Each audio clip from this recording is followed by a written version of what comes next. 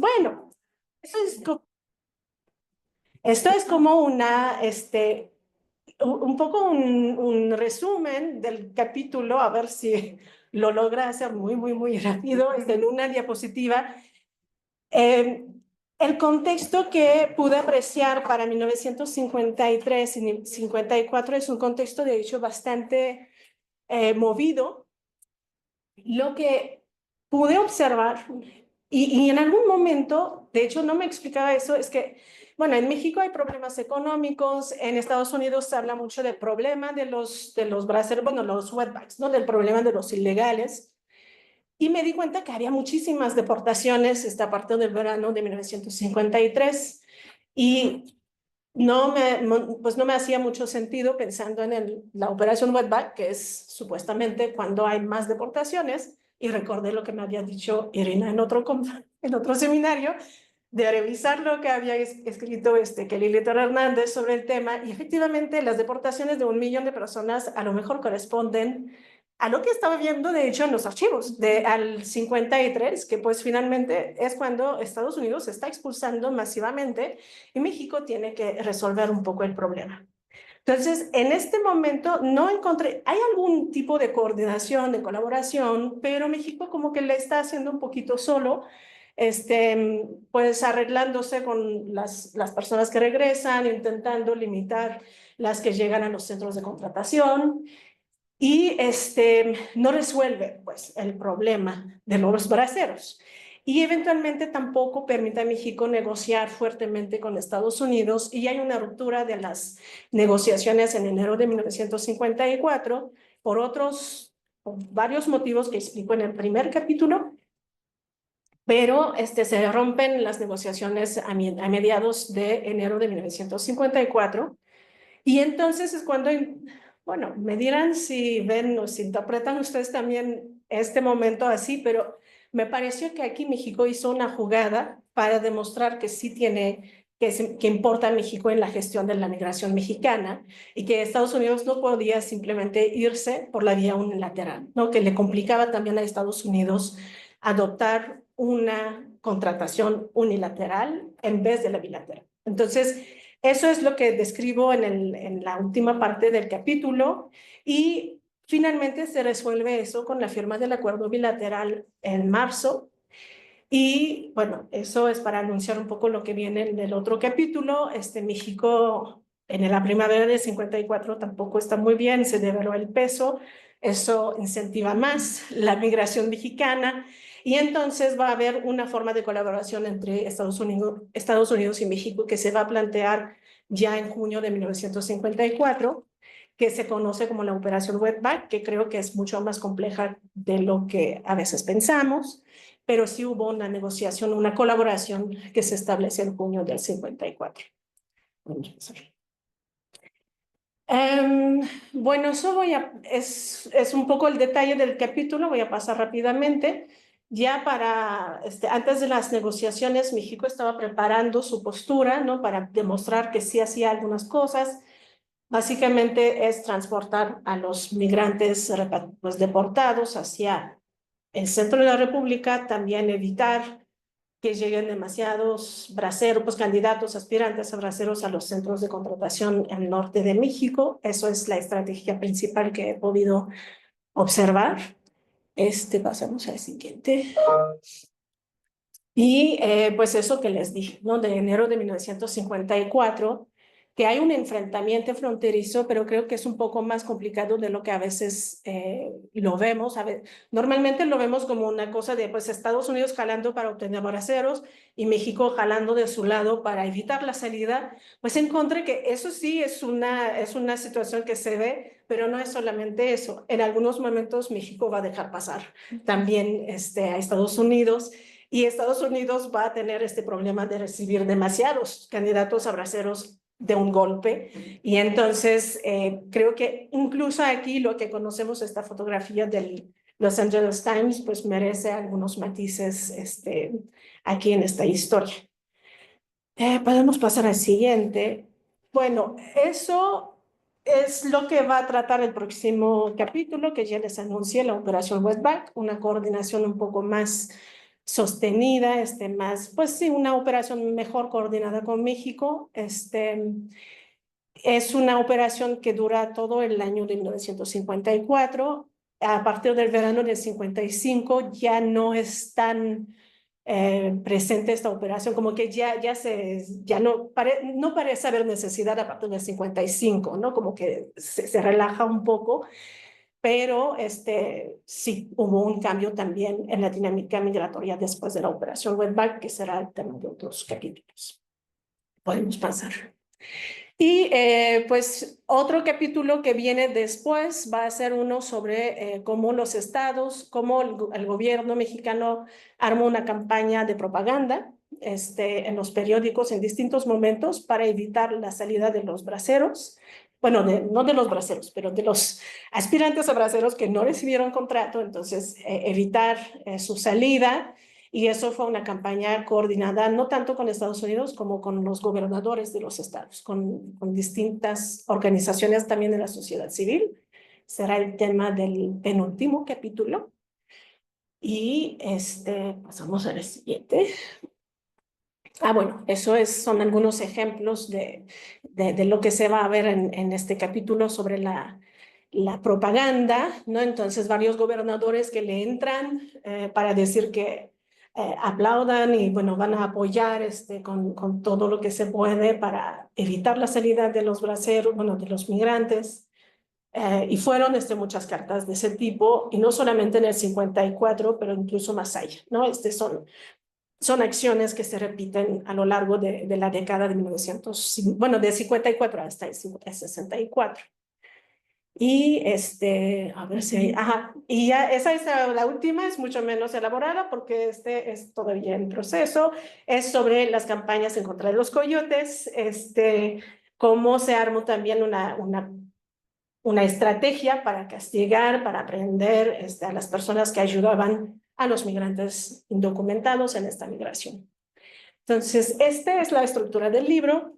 Espero que les haya gustado el capítulo. Y como les digo, es un capítulo que ya tengo pues escrito pues, hace muchos, creo que años que lo tengo escrito. Entonces, será bueno recibir su retroalimentación si hay ajustes necesarios, ¿no? A veces es bueno este periodo de tiempo para apreciar los problemas y errores del capítulo.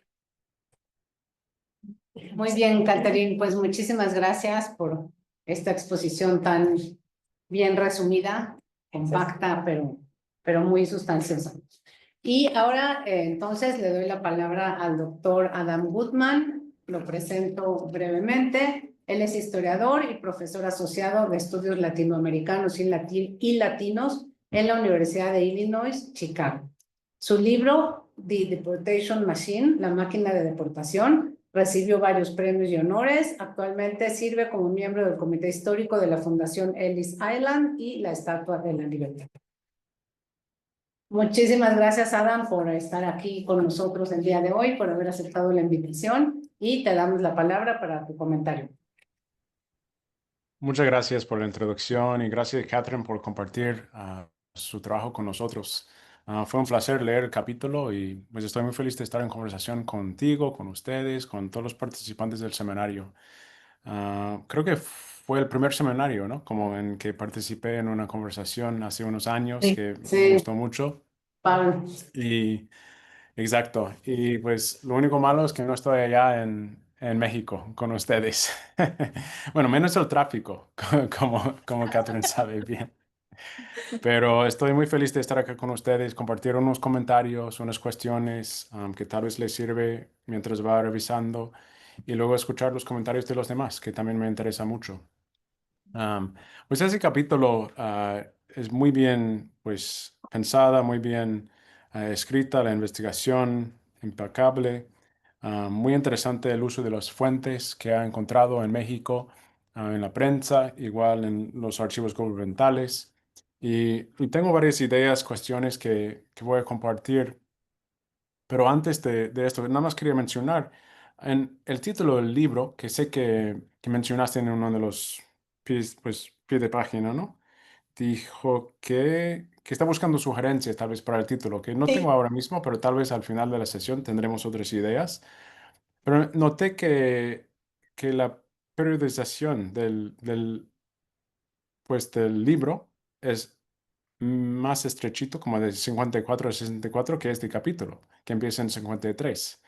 Entonces, sí. y tengo unas preguntas de esto, incluso como de sus decisiones de cuándo empezar y cuándo terminar el estudio. Pero antes de como discutir esto en más profundidad, quería mencionar unas cosas que me parecen sumamente importantes del capítulo y que va a representar una contribución muy importante al campo. Uno es el enfoque, como han mencionado, el enfoque en México, en vez de los Estados Unidos. Es un tema muy trabajado, pues, la deportación desde este lado de la frontera en este momento y que en las noticias hoy día casi sale todos los días, varias notas incluso, ¿no? Como haciendo referencia a este periodo. Sigue siendo importante, quiero decir. Pero su decisión de enfocar en México, incluyendo la decisión de tratar el programa Bracero, la migración indocumentada y también las relaciones entre los gobiernos de México y los Estados Unidos, me parece muy importante.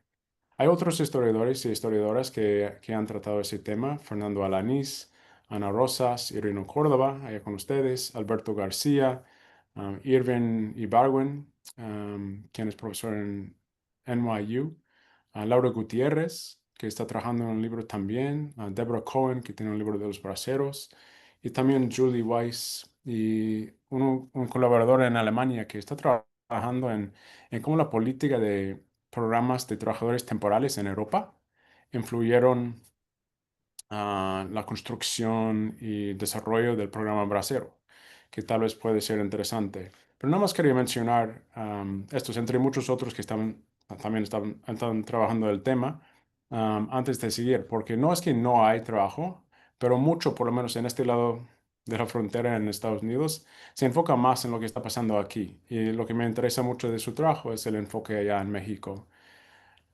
Quería pues decir que tal vez tiene sentido expandir su periodización y no empezar en 53, o por lo menos dar un panorama más amplio de lo que está pasando. ¿Por qué no empezar antes? Yo sé obviamente que su primer libro, que tengo aquí mismo, su primer libro como trata el periodo antes, y no es que tienes que recorrer toda esta materia, pero como usted sabe bien, como pues la migración, igual que las deportaciones, subieron en los años 40. No es que de la nada en 53, 50, 54 suben, están creciendo poco a poco. Y tengo las cifras como que saqué del libro de Kitty Calavita, Inside the State, como dentro del Estado, que es muy bueno, buena referencia. Pero empiezan como casi 200,000 en 1947, 1948, casi 300,000 en 49, casi medio millón en 50, luego más de medio millón, 528,000 y tantos, y luego en 53, como dices, creo, casi 900,000 aprehensiones por las oficiales estadounidenses. Entonces, esto ayudaría por lo menos al lector, a la lectora, como a entender que esto no sale de la nada en 53, pero es parte de un pues, crecimiento de migración y también de cuestiones de cómo controlarlo entre los dos países. Entonces, nada más una sugerencia allá, pero quería preguntar cómo pensaste o cómo estabas pensando en la periodización para el libro y para este capítulo en particular. Otra cosa relacionada es que pensé que sería útil, igual, incluir unas cifras. Tal vez van a salir antes en la introducción o en otros capítulos, entiendo. Entonces, tal vez no es un comentario justo, pero siempre cuando leemos como un pedacito de un proyecto más amplio es algo que sale. Y pues unas cifras de la contratación de braceros, la migración indocumentada, las deportaciones, tal vez entre 42 y 64, todo el programa bracero. Esto tal vez ayudaría también el lector a entender el contexto más amplio. Am, una cosa que me salió mientras iba leyendo es que dices al principio, la primera frase, yo creo, ¿no? Como que el capítulo se enfoca en la logística de repatriación de migrantes en los primeros meses de 54. Am, no estoy tan seguro que esto es simplemente lo que el capítulo trata. Hay otras cosas que estás discutiendo y tal vez es como relacionado al argumento más grande que quiere hacer, que podemos volver en un momento a esto. Pero quería mencionarlo porque no estoy tan convencido que simplemente trata la logística de repatriación entre los dos países. Déjame hablar un poco de las fuentes, porque creo que está conectado a varias preguntas claves que surge en este capítulo y pues en general para los que están estudiando el tema. Entonces, las fuentes, como identificas en la primera página, que ya mencionaste apenas en sus comentarios, vienen de la prensa mexicana sobre todo, y hay unas fuentes muy increíbles y reveladoras, ¿no? Todos los dibujos, ¿cómo se dicen estos political cartoons? Caricaturas. Ajá, sí, son increíbles. Como si puede incluir estos en el libro, sería muy bueno, yo creo. Pero lo que quiero decir y como parar por un momento y como tomar un paso para atrás y preguntar como a qué da luz y a qué esconde estos tipos de fuentes, ¿no? La prensa mexicana y los archivos gubernamentales.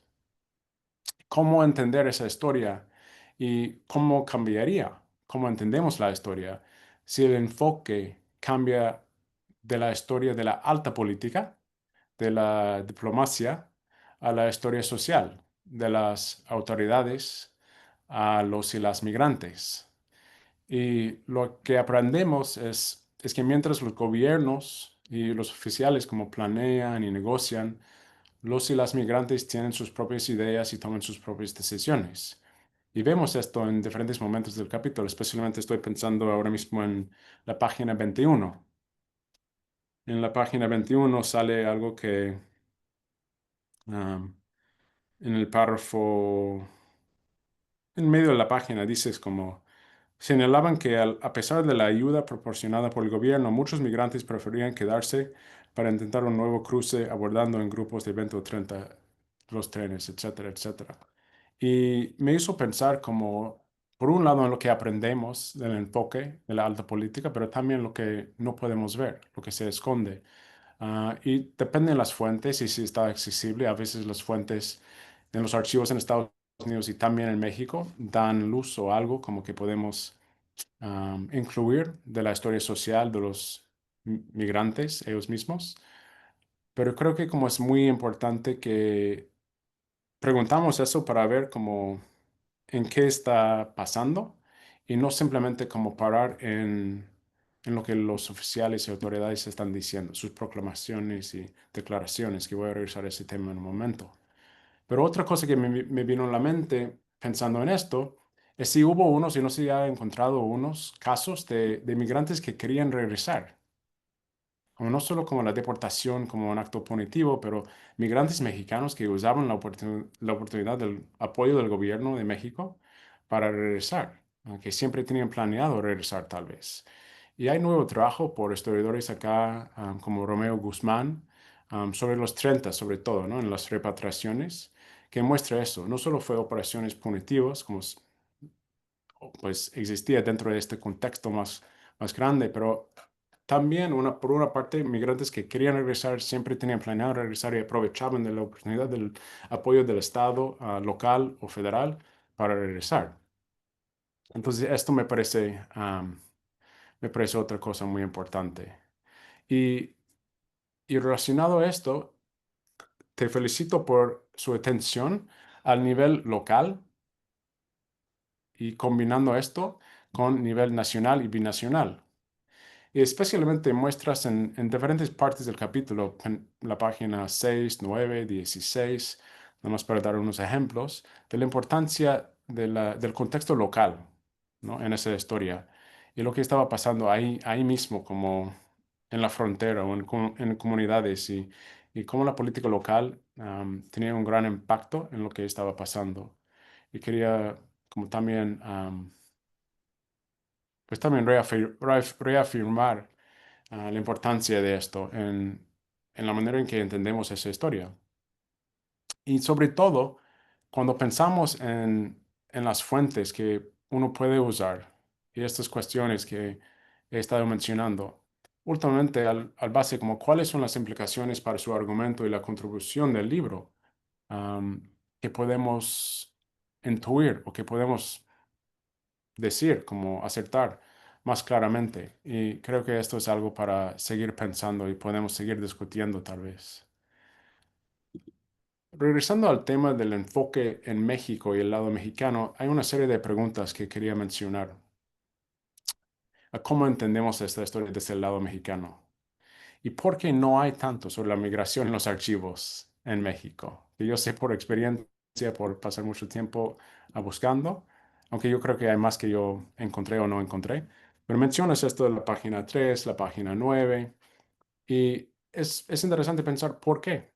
Como realmente hubo un esfuerzo bilateral en el control de la migración, como a veces dices en el capítulo, o para qué sirve, ¿no? Como este enfoque del gobierno mexicano y el esfuerzo que hicieron, si sea mucho o poco.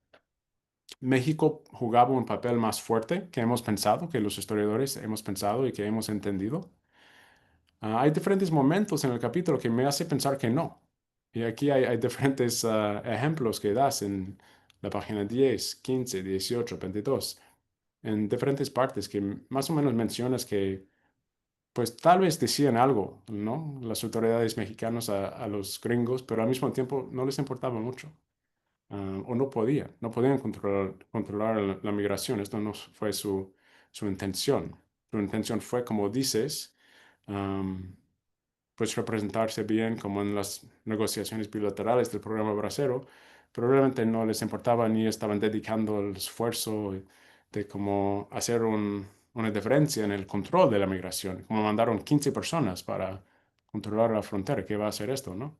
Y los oficiales del gobierno gringo también reconoce esto en uno de los pie de páginas que recomiendo que sube al texto principal. Mencionas esto, como uno de los oficiales de los Estados Unidos dice, como están, am, no tengo la página aquí, pero sí dice que están más o menos como mandando poca gente y no haciendo mucho, podrían hacer mucho más. Entonces, ¿cuál papel jugaba México en esos entonces? Y aquí me parece sumamente importante distinguir, como mencioné hace rato, entre las declaraciones públicas de los gobiernos y de las autoridades y los hechos, lo que actualmente sucedió, que muchas veces no cuadraban con las proclamaciones oficiales, ¿no? Ejemplos de esto sale en la página 11, la página 34, que me llamó la atención. Y en otro ejemplo hay la prensa, ¿no? Como en diferentes momentos analizas la prensa. Ah, y en ciertos casos dicen o están reportando lo que los oficiales del gobierno dicen, ¿no? Como que los migrantes no deben ir, como que la gente no debe de emigrar. Esto me hizo pensar también como quiénes eran los lectores de la prensa nacional. ¿Eran los mismos migrantes que en sus pueblos, en diferentes partes de la República, están leyendo la prensa nacional? Tal vez sí, tal vez no. Pero ¿quiénes eran sus lectores y para quién no estaban compartiendo esa información? Que me viene al próximo punto y ya voy cerrando pronto. Es la cuestión de clase en esa historia. En el capítulo representas como que más o menos hay dos lados, ¿no? Negociando Estados Unidos y México. Pero la cuestión de clase es muy, muy clave en entender la historia del control de la migración mexicana y algo que me sorprendió al principio, pero luego tenía mucho sentido cuando estaba investigando para mi libro y que sale en diferentes momentos de su historia también. Es el hecho que muchos de los oficiales mexicanos no les importaba el bienestar de los compatriotas migrantes, como tenían las mismas ideas y declaraciones ofensivas y horribles que las autoridades en Estados Unidos. Y estaban permitiendo, como aprobando, mucha de la política migratoria horrible que los Estados Unidos quería seguir e implementar en cuestiones de detención, deportación. Entonces, ¿qué papel juega clase en su historia? Ahora voy a mencionar algo que, no sé, que me parece que puede ser muy importante. Lo que no estoy tratando de hacer es decirte que debes escribir otro libro. Esto es como siempre frustrante cuando un comentario dice, pues, me hubiera gustado si hubieras como pasado, no sé, 2 años investigando tal tema en vez de el tema que decidiste investigar. No quiero decir esto, pero lo que me llamó la atención es cuando mencionas los braceros guatemaltecos en la frontera sur. Brevemente, no mucho, pero mencionas en unas frases, un párrafo, que también hubo otra parte de la migración, política migratoria, perdón, política migratoria mexicana, que estaba pasando al mismo momento. Y me hizo pensar o cuestionar si hay una manera de contar una historia de la política migratoria mexicana, no solo relacionada con Estados Unidos, sino en toda la República. ¿Qué está pasando al mismo momento? Y cómo esto, tomando en cuenta esto y tratándolo seriamente, cómo cambiaría lo que sabemos del tema de la migración y la política migratoria entre México y Estados Unidos. Entonces, esto como quería mencionar. Y tal vez esto podría ser un argumento original e importante que el capítulo, tal vez el libro podría hacer. De todos modos, ayudaría a hacer su argumento, yo creo, en este capítulo como más claro, directo y fuerte al principio y, pues notarlo y luego como tienes muchas pruebas y la investigación, como mencioné, es muy impresionante, pero creo que puede hacer más clara y más fuerte la intervención que haces y esto ayudaría al lector a entender realmente por qué importa enfocarnos en México para entender esa historia. Porque no estoy tan convencido todavía que pues las autoridades mexicanas les importaba tanto control la migración. Incluso tú dices en diferentes momentos que no les importaba. Lo que les importaba fue las relaciones entre México y Estados Unidos. Estos son mis comentarios, pero gracias de nuevo por compartir su trabajo y sí, estoy interesado en escuchar su respuesta o las intervenciones de los demás. Gracias. Muchas gracias, Adam, por tu interesantísimo comentario y todas las sugerencias que vienen en él. ¿Quieres contestar tú? Y después ya abrimos la sesión de preguntas y Va, respuestas. de acuerdo. Bueno, de hecho, no sé si voy a tener tantas respuestas, pero de entrada, pues, Ada, muchas gracias por los comentarios, porque sí me haces pensar en muchas cosas, incluso en el argumento del capítulo, que te voy a ser sincera, cuando empecé a escribirlo, y normalmente siempre planteo un argumento central, claro, para luego guiar, ¿no? Me parece una buena manera de hacerlo. En el caso de esta investigación, me lancé a como descifrar los archivos y ver qué es lo que aparecía, ¿no? Entonces hice como una cosa un poco más, no sé si intuitiva, pero como realmente de, bueno, ¿qué me dicen los archivos? Y luego voy a pensar si hay un argumento. Y creo que todavía, pues de hecho, todavía creo que lo estoy buscando. El argumento que creo ah, que sí guía un poco el capítulo, pero todavía no sé si me lanzo a hacerlo, es que creo que sí importa ver qué es lo que México hizo, pero de nuevo estoy un poco anclada con eso de que importa cuando hay negociaciones. Un poco lo que decías, ¿no? No parece que les importa de verdad, como que es un poco, pues importa cuando hay un momento de tensiones diplomáticas. Entonces, ahora sí vemos que hay como pues una acción que se hace. Creo que básicamente voy a retomar un poco este argumento que ya había planteado en el libro anterior, ¿no? Y me lleva a hablar también de la periodización. Es algo que había visto y que creo también que Lili Toro Hernández también lo señalaba en algunos de sus escritos, que hay acciones cuando se acercan las negociaciones, ¿no? Que hay algo que se hace, pero luego se relaja, ¿no? Como solo una muestra de que sí estamos haciendo algo, ¿no? Entonces... Creo que es el mismo argumento, pero a la vez es que me di cuenta que justo el momento del 53 que estoy hablando corresponde a lo que pensamos que es la operación Wetback, entonces no sé cómo formularlo, como para, no sé, tengo que pensar en cómo formularlo, a lo mejor me pueden ayudar con eso, porque me parece que lo que se ve en este capítulo sí es lo que pensamos que es el millón de deportaciones. Entonces, pero sí, tienes razón, tengo que buscar una forma de plantear un argumento y decir por qué importa documentar eso, ¿no? De la Pu- pu- periodización, sí, mm, sí, adelante. ¿Puedo mencionar algo nada más como ahí? Digo, tal vez es Ajá. obvio para ustedes, historiadores en México, ¿no?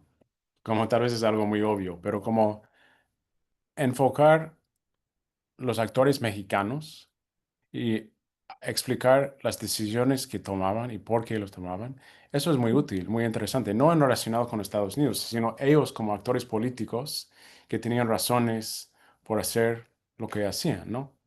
Esto también puede ser como algo para anotar y para poner más claro y más fuerte como en su argumento. Porque como esta historia, como yo conté la historia, es más o menos como los, pues los gringos tenían la autoridad de hacer lo que querían y hacían lo que querían. Pero tú estás diciendo como no fue tan así. Y eso es muy interesante e importante. Como Sí. el enfoque como en los mexicanos, como actores históricos y políticos, por las razones que tú explicas, esto nos ayuda a entender mucho también de esa historia que alguien enfocando más a Estados Unidos no va a entender y van a pues perder todo esto. Ujú. Sí, un poco lo que en Estados Unidos llaman agency, ¿no? Estas estrategias de agencia para justo no ser actores pasivos frente a eso. También va en este sentido esta idea de documentar lo que pasa en México. Y de los actores, ¿por qué influyen? Pues de hecho, creo que no es en este capítulo, pero en uno después, estoy hablando, por ejemplo, de cómo Díaz Ordaz intervenía mucho en su respuesta a los migrantes, ¿no? Entonces, migrantes que llaman para decir que no les gusta tal forma, tal formato que les piden llenar, y Díaz Ordaz que pues les cancela completamente, ¿no? Les dice, pues si no les gusta, no vayan, ¿no? Quédense aquí en México y se resuelve, ¿no? Entonces, también un poco pensando en tu comentario de clase, no había formulado estas observaciones pensando en clase, pero tienes toda la razón, los oficiales en México, pues no creo que tenían mucho interés realmente, eh, o no era el principal interés supervisar el bienestar de estos migrantes, ¿no? Asegurar el bienestar de estos migrantes. Se ven las respuestas que Díaz Ordaz está dando a los migrantes en los archivos, pues no le tiene mucha simpatía, de hecho. Se ve también en las condiciones de transporte que México pone a la disposición de los migrantes, numerosos accidentes de camiones, etcétera, a lo largo de estas estrategias de repatriación. Entonces, creo que es una clave interesante, como clave interpretativa bastante interesante, que a lo mejor sí puedo intentar desarrollar en el libro, porque se ve en muchos aspectos, digo, en muchos momentos. La periodización, de hecho, sí, en algún momento, pues en el capítulo 1, no tengo de otra que iniciar un poquito antes, para hacer como un contexto, y en este capítulo sí proporciono como algunas estadísticas de cómo va creciendo la migración indocumentada, también para convencer al lector de que sí hay un problema de los braceros, ¿no? Que realmente existe un problema de indocumentados, ¿no? Porque si no, pues ¿es una crisis inventada o qué? No, entonces en el primer capítulo planteo que efectivamente hubo un aumento y eso, y también en Estados Unidos hay condiciones, pues, campañas para denunciar esta llegada de migrantes indocumentados. Entonces eso lo voy documentando un poco en el capítulo 1 y la periodización no quise como retomar los años que ya había hecho, pero al inicio pensaba limitarme al 54. Y por eso pues, me hiciste notar que en el título sigue siendo 54, pero es 53. Pero eso tiene que ver con lo que les dije, que me claven, me lancen los archivos pensando en el 54, pero los archivos me hicieron incluir al 53 porque me di cuenta que las deportaciones se dan en el 53 masivamente. Entonces, pero sí tengo que pensar en la justificación. La justificación, pues es lo que me dicen realmente los archivos, que en el 53 hay como este boom de deportaciones de parte de Estados Unidos. Las fuentes, sí, tienes razón, no la había planteado así, lo voy a checar porque efectivamente combinar periódicos y archivos gubernamentales pues a veces te permite dar como una dimensión un poco humana, aunque a veces los archivos periodísticos tampoco, pues, no sé si son tan confiables. Lo mismo puedo decir de los archivos gubernamentales en algunas ocasiones, pero sí, como que combinar los dos sí me permite tener algunas historias como más humanas, pues, ¿no? Y si los migrantes, si algunos querían regresar, no los veo en los archivos ni del gobierno, y sé que en los 30 sí hubo, ¿no? Incluso había consulados que tenían una estrategia de repatriación, ¿no? En los 30, incluso en los 20. Pero en esta ocasión no hay tantos, pero lo que sí encontré, me hiciste pensar en eso, encontré una caricatura de unos campesinos que están leyendo el periódico donde se anuncia que va a haber repatriaciones, transporte, ¿no? De los braceros por barco, ¿no? Estos barcos plataneros, ¿no? Y dicen, pues, ¿cómo nos dicen la caricatura? Es como, bueno, compañero, ya vámonos, ¿no? Y además nos pagan el viaje, ¿no? Era como estaba visto como una forma de abusar un poco del gobierno de México. No sé exactamente cómo interpretarlo, pero sí, en la prensa se puede observar algunas cosas en este sentido. Y de tu pregunta sobre ¿por qué no hay mucho en los archivos mexicanos y si realmente le importaba a México? Si le importaba a México, como te digo, yo creo que sí, en los momentos de negociaciones eso me queda claro. En otros momentos es menos claro. Es menos claro y creo que tiene que ver también con el contexto local. Eso es lo que también pude observar, incluso en las campañas en los estados, para como convencer a los braceros de limitar el movimiento. Creo que aquí sí voy a tener que ver el contexto y el libro de Irina sobre si los gobernadores si a los gobernadores y a los intereses locales les convenía que vinieran o que se vayan los braceros, ¿no? Entonces, aquí creo que no es tanto del gobierno federal, también tenía que ver con intereses locales. Pero sí, no lo planteo claramente y quizás vale la pena hacerlo. Gobierno federal creo que le importaba en las negociaciones. Y bueno, lo voy a dejar aquí para también conocer los otros comentarios. Y de los braceros guatemaltecos me pareció muy interesante. Hay muy poco, no encontré mucho en los archivos para documentar eso y las estrategias del gobierno de México, pero en algún punto veo que sí, como que entra en conflicto con la supervisión de la frontera norte, como que hay dos frentes abiertos, pero no hay mucho. No hay mucho en los documentos que yo he consultado. Pero sí creo que eso da para quizás un proyecto de algún estudiante, alguien interesado en la migración. Sí. ¿No te interesa pasar un rato en Chiapas Bueno, investigando? actualmente quizás, bueno, a ver, a ver el contexto.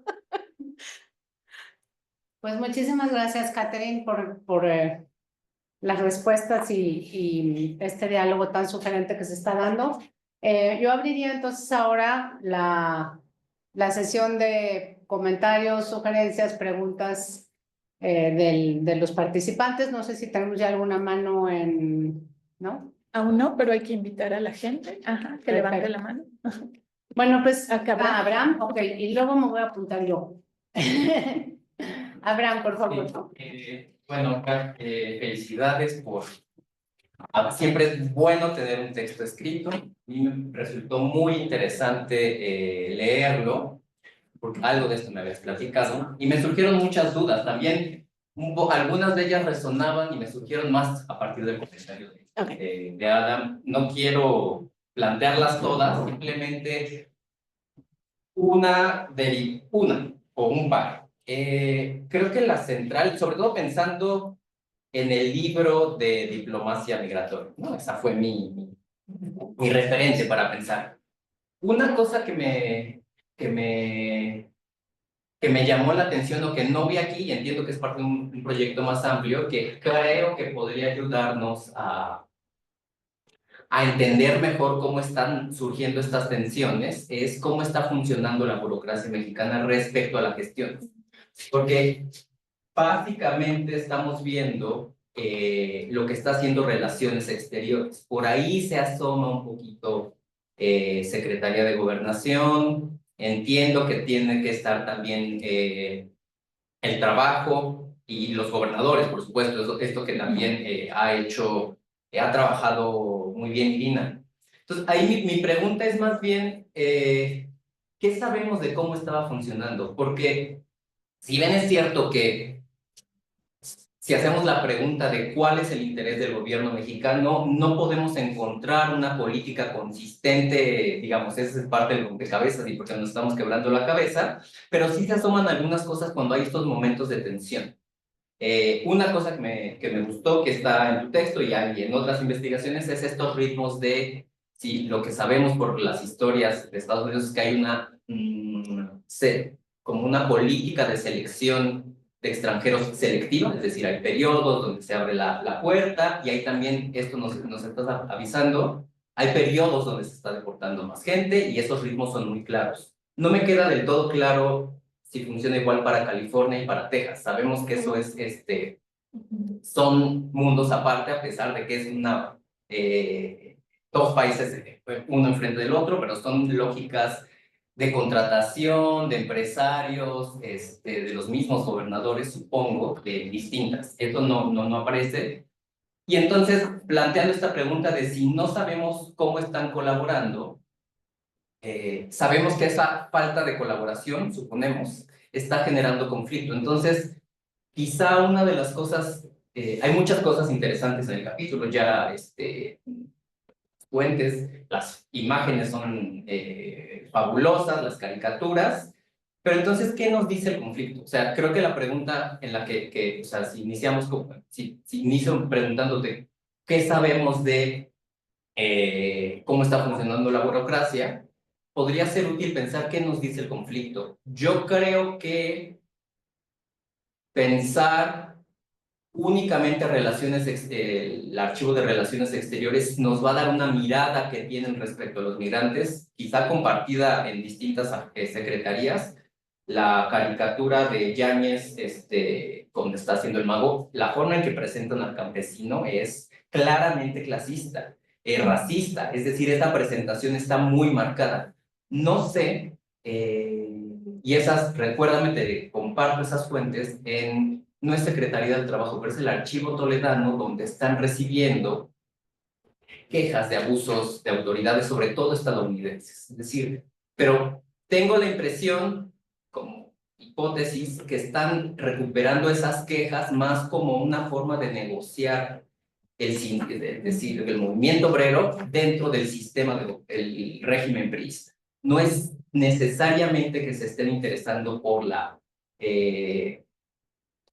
calidad de vida de los trabajadores, sino es más bien sí, pero en función de que nos ayuda a negociar con el régimen priista. Esas son mis dos preguntas.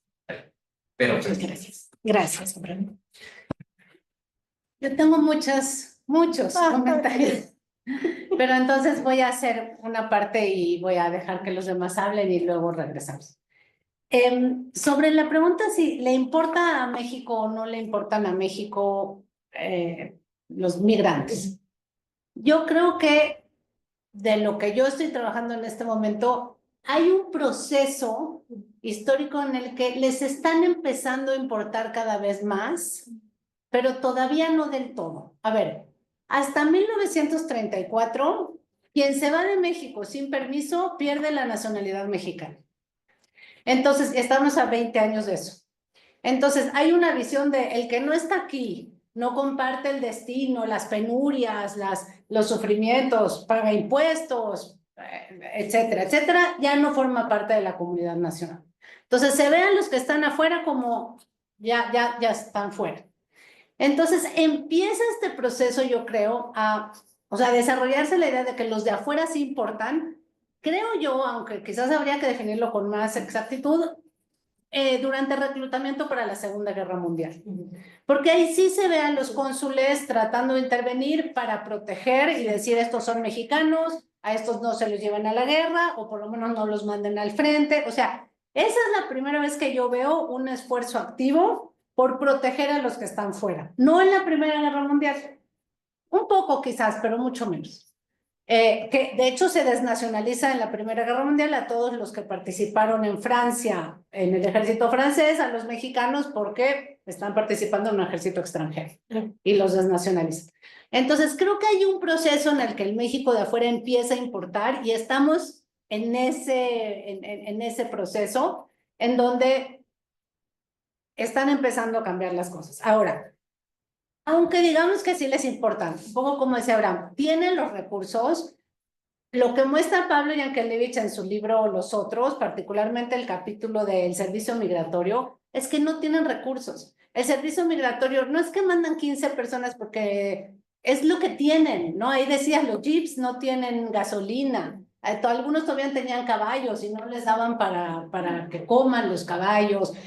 O sea, ese capítulo realmente muestra, seguro, obviamente ya lo leíste, lo conoces, el estado en el que está el servicio migratorio. Entonces, aunque les importara, poco pueden hacer porque no tienen recursos. O sea, es un servicio muy mal organizado, en fin, y muy corrupto. Hay otro capítulo que se llama Los negocios de la migración, que habla de toda la corrupción que hay, ¿no? Entonces, me parece que eso podría ser útil. Ahora, ese es un primer punto.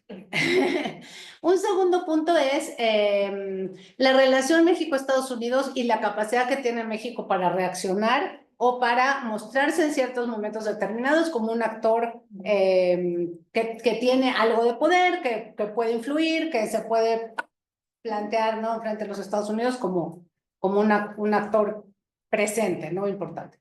Y ahí sí creo que te serviría vincular con ¿en qué otros momentos México se puso fuerte frente a los Estados Unidos? ¿No? Y uno es la expropiación petrolera, ¿no? En los 30 la expropiación, en este momento, pues Cárdenas va viendo, ¿no? Va tratando de mediar, va tratando que el conflicto se resuelva, apoya a los trabajadores frente a las industrias. Bueno, todo eso ustedes ya lo saben hasta que finalmente toman la decisión de expropiar. Mide muy bien la situación internacional, mide muy bien la posición de Estados Unidos, pero ahí decide. El libro de Friedrich Schuller, que se llama México between Hitler and Roosevelt, también, o sea, muestra a México como, él dice, los diplomáticos mexicanos son gente mucho más preparada, mucho más culta, que entienden mucho más la situación internacional que los diplomáticos gringos. Y eso les sirve también para manejarse entre Alemania y Estados Unidos, mantener una posición neutral al principio, venderle petróleo a los nazis, mientras por otro lado está tratando de quedar bien con Estados Unidos. Es decir, cómo usa México en ciertos momentos su poder, o sea, siendo un actor subalterno, digámoslo, pero en qué momentos usa su poder.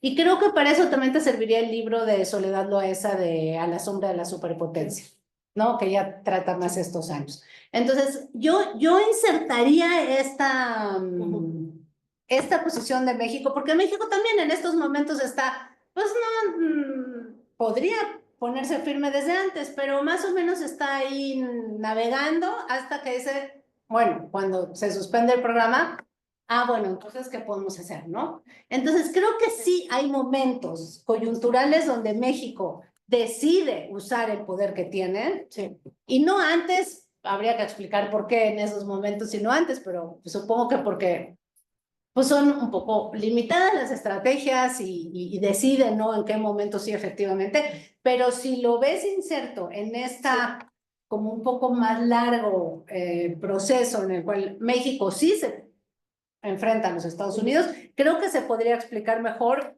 esa posición, ¿no?, de esto. Y bueno, ya, luego sigo para que los demás hablen. Gracias. Si quieres, bueno, Daniela está moderando la sesión, sí, pero al final yo me quedé más cerca de la computadora. Siempre nos pasan esas cosas a la hora de sentarnos. Si alguien de las personas asistentes en Zoom tiene algún comentario, pregunta, por favor, mano alzada o haga visible su mano, encienda su cámara para que podamos darle la palabra. Y ya tenemos ahí a Ricardo Jarillo, quien tiene una cuestión que compartirnos. Ricardo, buenas tardes. Hola, buena tarde. Bueno, pues en principio, pues gracias, me presento. Mi nombre es Ricardo Jarillo. Soy profesor investigador del Instituto Nacional de Antropología e Historia en Querétaro. Entonces, pues agradezco a los coordinadores del seminario que me hayan permitido estar presente en esta sesión. Entiendo que es la 20ª. Y pues bueno, compartirles que fue vía la página en Facebook que me enteré del seminario y sin duda aplaudo el que exista esta clase de proyectos. Y bueno, mencionar que entiendo que es un seminario que aborda el fenómeno migratorio en diferentes temporalidades. Bueno, Querétaro es un escenario que ha tenido este fenómeno, dirían los colegas arqueólogos, prácticamente desde el epiclásico. Y entonces, pues bueno, da oportunidad, si es que nos permiten, poder tener diálogo precisamente de los estudios que estamos llevando aquí a cabo en Querétaro sobre este tema. Particularmente me interesó la sesión porque junto con la Universidad Autónoma de Querétaro estamos llevando un proyecto interdisciplinario en la Sierra Gorda, en el municipio serrano de Landa de Matamoros, particularmente en la comunidad de Tilaco, en donde pues prácticamente, así como lo expuso el doctor Adam en sus comentarios, estamos viendo el fenómeno migratorio desde los actores sociales y particularmente desde en trabajo de campo in situ. Cómo los actores sociales no solamente vivieron, sino siguen viviendo el fenómeno migratorio. La Sierra Gorda Queretana, como muchos ámbitos del país, pues la práctica migratoria prácticamente es como vida cotidiana. Las actuales personas son migrantes porque sus padres lo fueron y porque sus abuelos lo fueron y potencialmente porque sus bisabuelos lo fueron. Y aparte incluso se convierte como en un rito de paso. Entonces, por un lado, es compartir estos escenarios. Como bien decía el doctor Adam, bueno, no se trata de que en este caso particular la doctora Catherine haga otro libro, ¿no? Al contrario, yo agradezco el que nos haya compartido su capítulo, pero simplemente es compartir experiencias que tenemos en otros ámbitos. Entonces, por un lado, es interesante escuchar la cara del actor social y sobre todo cuando aplicamos la metodología de la historia oral, porque no solamente nos enteramos del fenómeno migratorio hoy en día, sino como en su momento lo vivieron las generaciones anteriores. Y esta clase de lecturas, que bueno, que sin duda nosotros nos dimos a la tarea de buscar bibliografía, pues nos permiten contextualizar precisamente todas esas experiencias. Y bueno, desde la historia, pero también hemos identificado que la migración se da desde la sociología, desde la antropología. En mi caso particular, soy un historiador, entonces, pues bueno, pero es interesante y agradezco, reitero, el tener la oportunidad de estar aquí. Y bueno, en relación a los archivos, porque por ejemplo, un comentario entre otros que sin duda comentó el doctor Adam, es el de la prensa. Nosotros hemos identificado claramente que la prensa nacional no llegaba, ya no digamos a Tilaco, ni siquiera a la cabecera del municipio serrano de Landa de Matamoros, ¿no? Entonces, ahí sí yo puedo decir que evidentemente lo que aparece en la prensa nacional, por lo menos en la Sierra Gorda no llegaba, ¿no? Y bueno, y algo interesante son los archivos comunitarios. Nos hemos dado la tarea de rescatar los archivos comunitarios y hemos encontrado maravillas que tienen que ver con el fenómeno migratorio. Por ejemplo, en su texto, la doctora Catherine menciona estos documentos que los migrantes llevaban, ya sea del presidente municipal o del gobernador, y en el archivo comunitario de Tilaco están. Son como estos salvoconductos, son interesantísimos. Son como, bueno, yo les he llamado salvoconductos, es donde la autoridad local dice, el portador de la presente es sutano de tal, vive en Tilaco, es persona honorable, no, o sea, y hay un vasto número de esos documentos, ¿no? Y bueno, y cuando los actores hoy en vida se les muestra ese ejercicio archivístico, pues se da este ejercicio de historia oral maravilloso que completa precisamente la otra cara del fenómeno migratorio, ¿no? Cómo los actores migrantes vivieron este proceso, ¿no? Bueno, sin duda hay mucho que mencionar, pero en principio era compartir esta experiencia y agradecer el que me hayan dado oportunidad y espero poder tener la misma en futuras sesiones. Bueno, pues gracias y buena tarde. Muchísimas gracias, Ricardo. Muy interesante también lo que nos cuentas. Y se antoja ir a ese archivo a ver qué hay. Irina, por favor.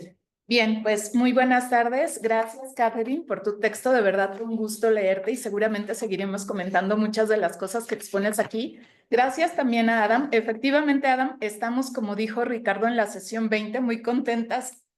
Pablo también contento, aunque no pudo estar aquí, por llegar a esta sesión y nos da gusto que tú hayas repetido, ¿no? En un número que ya muestra cierta continuidad en este esfuerzo y bueno, la riqueza de tu comentario ya quedó expresada. Yo quisiera llamar la atención sobre dos puntos del texto que me parecen especialmente sugerentes respecto a las dificultades que tenemos para utilizar los datos cuantitativos y hacer una interpretación de los mismos, ¿no? Porque finalmente siempre son datos que pueden expresar un subregistro o dar una lectura que nos saca un poco de la dinámica, ¿no? Y bueno, me alegra mucho que esté Abraham, porque una de mis lecturas o uno de los pasajes que me deja pensando sobre esta cuestión de la cuantificación tiene que ver con lo que él ha investigado, que pues es este fenómeno de los coyotes y de la migración que se mueve sin documentos. Entonces, bueno, el primer punto está en la página 9, cuando tú nos hablas, Catherine, del número tan elevado de repatriados que van a salir del centro de recepción de la ciudad del Centro, California, ¿no? Y llamo la atención sobre este punto porque finalmente los centros de recepción fueron pensados en el marco del programa Bracero como esos sitios a donde iban a llegar ya trabajadores que habían sido previamente documentados en México y que iban a salir ya a los ranchos, a los espacios ganaderos, a los espacios ferroviarios donde se iban a contratar, iban a trabajar.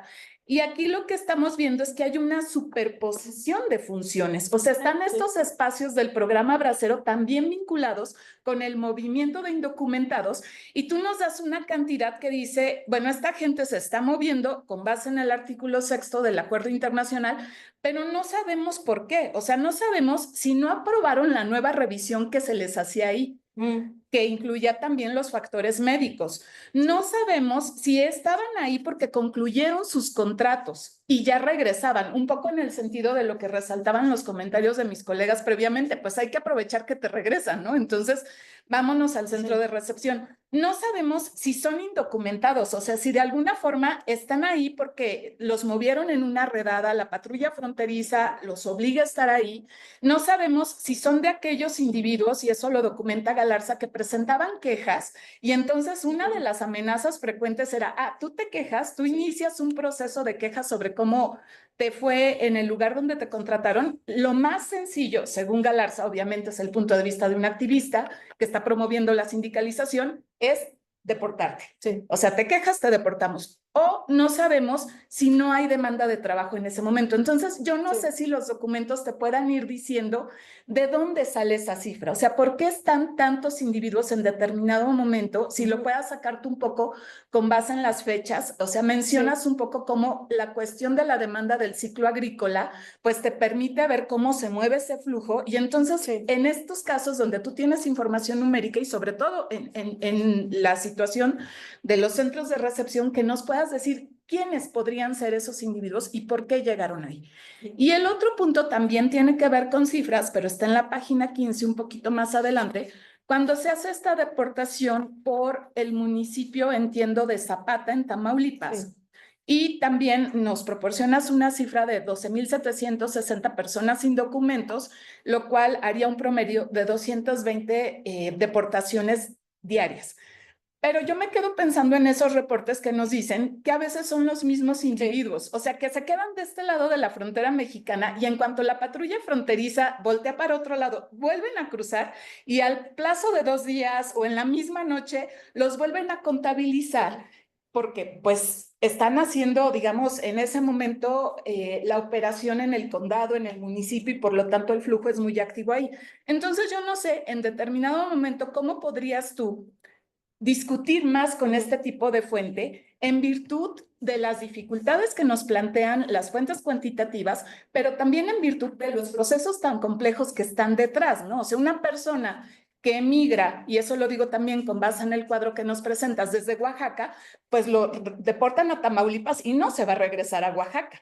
O sea, lo más seguro es que diga, si ahora hay trabajo, me quedo aquí e intento cruzar de nuevo, ¿no? Pero en términos de cuantificación, las autoridades que están haciendo toda esta detención y este pues esta justificación de presupuesto, que es algo que dice también Kelly, ¿no? O sea, al final 53-54 se vuelve tan potente porque nunca había tenido la patrulla fronteriza tanto dinero como lo tuvo en ese momento, ¿no? Del presupuesto, ¿no? Entonces Sí. había que justificar por qué el presupuesto era tan grande, pues porque estamos haciendo muchas deportaciones, pero son los mismos individuos, ¿no? O sea, ¿cómo distinguimos eso? Y en ese sentido, me gustaría referirme al trabajo de Abraham y a lo que acaba de decir. O sea, finalmente, la dinámica californiana es distinta desde el punto de vista de que Texas entra tardíamente al programa Bracero, pero entra con las excepciones. O sea, está Texas Proviso, que es no vamos a sancionar a los empleadores que contraten gente sin documentos, ¿no? Y que dura hasta 1986 y que hace de ese corredor, como bien lo documenta Abraham en la tesis, pues el corredor favorito del coyotaje, porque por ahí no va a haber sanción, va a haber mucho negocio. Entonces creo que es muy importante porque también digamos que la exposición que nos muestras tiene mucha visibilidad Tamaulipas y creo que es porque es la frontera con Texas, ¿no? Y estas excepciones que están operando en el día a día y que hacen que en determinado momento pues tenga más allá de la oferta laboral del periodo del ciclo agrícola, la relación de sanción-autoridad, pues un peso en cómo se llevan a cabo estas deportaciones y cómo se constituye este corredor en términos de la frontera terrestre. Súper interesante lo que nos presentas de la frontera marítima, que es algo menos explorado, ¿no? O sea, cómo también por barco los aspirantes a bracero, los indocumentados, pues van a ser devueltos junto con sus familias, pero hasta Veracruz. Sí. Entonces, bueno, felicidades, Catherine. Vamos a seguir discutiendo seguramente muchísimo de lo que nos has ofrecido el día de hoy. Gracias. Muchísimas gracias, Irina. Le voy a dar la palabra a Catherine. Creo que me pasé, tenía que haberlo hecho antes. No, está Pero bien, está bien. de una vez, para que pueda comentar sobre lo que se lea. Pues voy a iniciar al revés, ¿no? Voy a ir. Es lo más fácil. De los números es súper difícil. Pues ya sabes, pues los que han trabajado eso, es muy difícil saber si son Los cruces mismos, ¿no? repetidos o si son nuevos cruces. No hay realmente manera de evaluar los números, ¿no? De hecho, sí, probablemente que hay varios que son cruces repetidos. Y pues pensando en lo que Adam me decía al inicio del argumento, yo creo que este año del 53, una de las diferencias con los años subsecuentes, ¿no? De la operación Wetback, ¿por qué hay tantos? Es 1 millón, ¿no? ¿Por qué hay tantas deportaciones? Y eso se ve en los archivos, hay muchas deportaciones. Creo que una de las cosas es justo esta falta de colaboración real entre México y Estados Unidos en este año. Y sí, probablemente que explica por qué hay muchos cruces en la región con Texas. Eso me parece evidente y de hecho, no sé si eso va a ser un aporte del libro, pero me parece que sí queremos pensar en la operación Wetback como un éxito, y lo digo realmente entre comillas, ¿no? Pero pensando en lo que muchos han dicho que después cambia la dinámica, ¿no? Creo que sí hubo algo que cambió en el 54. Lo que pude observar y que documento en el siguiente capítulo es que México sí está colaborando de una forma mucho más como fuerte, más, pues mejor coordinada con Estados Unidos, y al final de cuentas las repatriaciones se hacen por la vía marítima, entre otras cosas, Adam también lo vio, se hacen hasta más lejos en la República. Entonces, no solamente son estos que vienen de Oaxaca, que los dejamos en Tamaulipas, no, ahora sí los devuelven hasta más adentro. Eso pasa en el 54, lo cual en el 53 todavía estamos como algunos sí se repatrian, pero no es una operación como tan sistemática como en el 54. Y eso creo que, pues pensando en por qué importa también hacer esa historia, pensando en el día de hoy, pues no hay ningún gobierno que va a poder lograr un control migratorio si no hay realmente una colaboración real, ¿no? Con México, porque si dejas a los migrantes en la frontera, pues eso te hace los cruces repetidos. Entonces aquí voy a intentar ver si hay una manera de identificar si hay cruces repetidos. Lo más probable es que sí. Digo, no hay nada que explique el 1 millón de deportaciones sin este cruce repetido, Yo creo que eso es mi intuición, creo. No lo dije, ¿no? En el texto no aparece, ¿no? Bueno, es uno de los argumentos que sí pienso porque hay una diferencia realmente en la dinámica al año siguiente.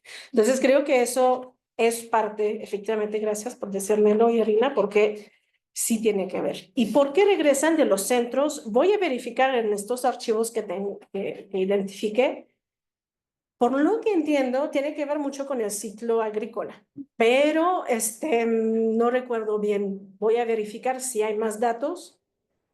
Me parece que tenía que ver con el ciclo agrícola, que una vez que llegan estos candidatos, pues finalmente como hubo un pedido enorme, que como que llegaron muchos y finalmente pues las necesidades reales en el momento en que se encuentran en el centro de contratación pues no son las mismas, ¿no? Entonces creo que tenía que ver con eso, pero lo tengo que verificar. Y yo ahí te Ujú. interrumpiría un momento, Sí. Catherine, porque creo que lo valioso es que tú estarías ubicando en el centro de recepción, más allá de este nuevo engranaje en la contratación, el engranaje en el control, Sí. que es algo que habíamos pasado por alto. Ah, O sea, era una sí, escala, sí, sí. porque lo veíamos así, pues era Sí. cruzar la frontera, una escala, hay informes Sí. en donde te dicen ahí les daban de comer y luego ya al rancho porque ya estaba la asociación. No, o sea, es un punto también Donde se de puede engranaje para el control, que eso sería muy Sí. valioso. Creo que sí, porque de hecho en el momento en estos, como en este mes, que entre mediados de Ujú. enero y luego marzo, se ve que los que llegan al centro de contratación, pues hay varios que finalmente son demasiados y los devuelven. Ujú. Entonces creo que sí, todavía era como un último punto donde se podía todavía decir, pues finalmente te regresas, ¿no? Sí, gracias, Elina. A ver, hubo otras preguntas muy interesantes. Daniela, de hecho, la postura de México frente a Estados Unidos, de hecho, eso sí es algo que les debo, porque tienes toda la razón que México en algunos momentos se pone más fuerte y este episodio de enero lo menciono solamente creo en el último párrafo, como en la conclusión del capítulo que nos dice que les digo que está la conferencia de Caracas, hay el problema con Guatemala, pero eso sí encontré que sí, finalmente tiene mucho que ver, que México en este momento puede permitirse usar más fuerza con Estados Unidos. ¿Por qué? Porque Estados Unidos lo considera como el mediador con América Latina en este momento muy tenso, pero no lo menciono en ninguna parte y sí, efectivamente, afectó y creo que sí, la decisión de Estados Unidos de retomar las negociaciones se debe a este juego de estira y afloja en la frontera, pero también el contexto inmediato. Eso creo que sí tienes mucha razón. A ver, ¿cuáles serán las otras preguntas? De los archivos locales, de la idea de Ricardo, pues me encantaría visitarlos, no me va a dar tiempo, lo lamento, pero es bueno saber que en archivos, yo no sabía que en los archivos locales sí había estas cartas de recomendación, pues, ¿no? Entonces creo que eso para otros investigadores nos puede ayudar mucho, bueno, para los investigadores para futuras investigaciones. Quizás él tiene alguna, quizás que te pueda compartir, no sé, Quizás. ¿está todavía en línea? Fíjate que ahora por la Ajá. modalidad de seminario que tiene, no los veo. Ok. Nada más sé que somos 13, bueno, que hay Ok. 13, pero no sé. Ok. Ajá, no los Bueno, veo. de todas formas, creo que tenemos su Gracias. correo, entonces Sí. a lo mejor nos contactamos con Ricardo, porque sí, a veces se ven casos muy interesantes en estas cartas, y de lo que dices, Daniela, de la preocupación por las condiciones de vida, como pensando en por qué no le importa al gobierno mexicano, creo que tienes razón. Eso no sabía que perdían la nacionalidad mexicana si se iban sin permiso. De hecho, he visto que en esta época vuelven a amenazar a los aspirantes a braceros con eso, con como castigarlos, decirles que pues finalmente pues contravienen las leyes nacionales. No sabían que, ¿sabes hasta cuándo? 1934. Después ya no pueden perder la Cambia, nacionalidad. ¿No? Pero sé que algunos, y eso creo que aquí nos lo documenta en el próximo capítulo, en la operación Wetback, amenazan con encarcelar a las personas que regresan, y de hecho lo van a hacer. Hay algunos, se reporta, Estados Unidos reporta que sí hay personas, migrantes indocumentados que terminan encarcelados en México bajo condiciones absolutamente duras, horribles, más horribles que en los centros en Estados Unidos. Entonces, incluso algunos dicen, pues no quieran regresar de esa forma a México porque van a terminar en el bote, ¿no? Entonces, eso creo que es bueno pensar en eso, ¿no? Que el migrante, la persona que se va, estaba pues en infracción con las leyes mexicanas, ¿no? Entonces, lo que sí se busca en este momento es negociar condiciones de trabajo, seguro médico dentro del programa Bracero, pero los que se van en infracción a la ley, como que, pues dicen, pues sufren las consecuencias de sus actos, ¿no? Básicamente es la respuesta del gobierno. Entonces, la atención va a estar puesta más en garantizar las condiciones de trabajo negociadas. Entonces, los cónsules van a actuar, pero pues, supervisar las condiciones, supervisar las granjas, qué es ¿no? Entonces, estas comisiones conjuntas con el gobierno de Estados Unidos para decir que tal empleador, pues, está excluido del programa. Eso es lo que se hace. Pero para los indocumentados, pues, quedan fuera y ya. Pero es bien interesante, ¿no? Sí. O sea, importan los legales y no los ilegales, Sí. pero los ilegales son muchos más, ¿no? Pues O antes puede del ser- 54, sí. O puede ser en cualquier momento documentado y Y prolongar luego tu ya, estancia y ser ya indocumentado, Claro, ¿no? O sea, claro. es como muy tenue la línea entre ser una cosa y otra. Sí, Ajá. sí, absolutamente. No, y así lo van pues es como no van a estar administrando hasta el 64, de hecho. Incluso en el 64 se recrudece esta supervisión, estas campañas de propaganda, pensando en la cancelación del programa. Como que ya no quieren perder el control pues del flujo migratorio y van a intentar de nuevo con la propaganda. Pero sí, el migrante indocumentado se convierte como en un infractor. Entonces, no es...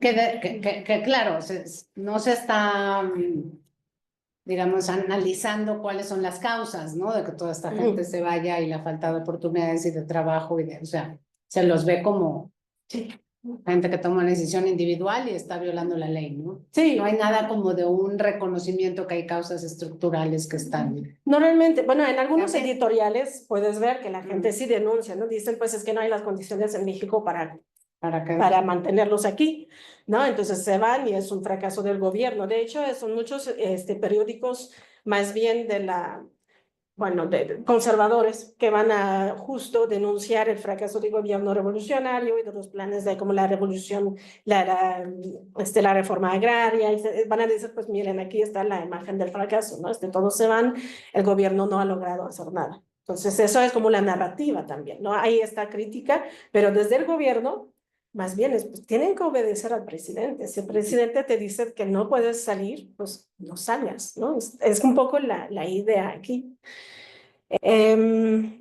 Sí, y de las dinámicas distintas en California y Texas. Para este episodio, de hecho, estoy viendo más a California, porque es a donde realmente importa, por lo que decía Irina, que Texas le entra muy tarde en el programa Bracero. Y de hecho, se necesita la segunda faceta de la operación Wetback es agilizar, flexibilizar el programa Bracero para convencer a los tejanos de irse por la vía legal, no de contratar legalmente a los braceros. En vez de recurrir a la migración indocumentada. Entonces, intentar como frenar esta práctica de contratación de indocumentados. Entonces, por el momento en el 53 no hay tanto que pasa en Texas como tal, excepto estas deportaciones por puntos absolutamente horribles en el desierto. Sí. No hay tanto que está pasando. Más bien lo que está pasando es en California. Justo, ¿no? Pero eso pensado dentro del marco del programa Bracero también. Y Catherine, perdón que te interrumpa, ahí el hecho de que los hayan deportado a estos puntos tan inhóspitos, ¿no sería como aplicar una sanción más fuerte? O sea, ¿A los que se van a Texas? y A los, es a que los- yo creo que ahí podría ser como hacia varios frentes, o sea, a los trabajadores por un lado, Ajá. si lo pensamos como en este sentido de sanción y control, Sí, pero también a las propias autoridades, o sea, porque finalmente habría que ver la propia dinámica de la patrulla, un poco lo que decías, Abraham, en tu último capítulo de la tesis, cómo de pronto es esta patrulla obedece más a los intereses de los agroindustriales Ujú. tejanos que a los de sus propias autoridades, en el sentido de que hay una dinámica donde Sí. aquí se contratan indocumentados y nosotros no lo vamos a cambiar solo porque hay una sí. autoridad, un congresista, un secretario o alguien que preside Ajá. el Departamento del Trabajo y cree que eso es lo correcto, ¿no? Entonces Ujú. es rebelarse contra la forma en que la autoridad concibe el control y también sancionar a los trabajadores. O sea, no sé, podría ser como aquí los que decidimos Ajá. cómo se hace somos nosotros, no nos van a venir a decir. Es muy probable que haya, de hecho, a ver, no recuerdo bien, ya llevo mucho tiempo que lo escribí este capítulo, pero tenía que ver esto justo con una negociación con algunos granjeros de Texas, ¿no? De Ajá. esta zona. Ajá. Entonces, sí, probablemente que fue también una manera pues sí, de rebelión, ¿no? Demostrar su agencia, ¿no? Así Exacto, como de. exacto. Ajá. Eso sí no me queda ninguna duda. Sí. Y pues no sé si pase por todo. ¿Cómo funciona la burocracia mexicana en la gestión migratoria? Mal. Pero es a lo mejor quizás en un primer momento, en un primer capítulo, algo, explicar, o al inicio del capítulo, explicar un poco cuáles son las instancias involucradas.